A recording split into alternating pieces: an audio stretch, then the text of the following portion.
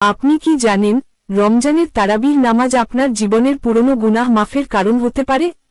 শুধু তাই নয়, এই নামাজ আপনার মন, আত্মা এবং শরীরের জন্য উপকারী। আজকের ভিডিওতে আমরা জানব তারাবির নামাজের ফজিলত ও উপকারিতা সম্পর্কে।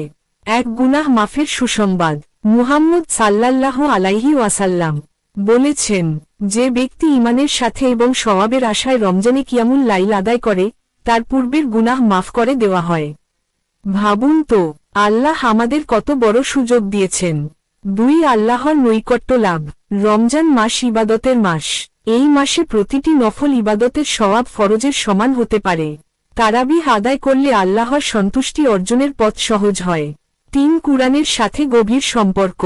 রমজান হল কুরআন নাজিলের মাস। তারাবিহ নামাজে পুরো কুরআন খতম শোনার সুযোগ হয়। এটি আমাদের ঈমানকে মজবুত করে। 4 মানসিক শান্তি। রাতের নিরিবিলি পরিবেশে যখন আপনি আল্লাহর সামনে দাঁড়ান, তখন দুশ্চিন্তা কমে যায়, মন প্রশান্ত হয়, হৃদয় নরম হয়। 5 শারীরিক উপকার। দাঁড়ানো, রুকু, সিজদা সব মিলিয়ে এটি শরীরের জন্য হালকা ব্যায়ামের মতো কাজ করে।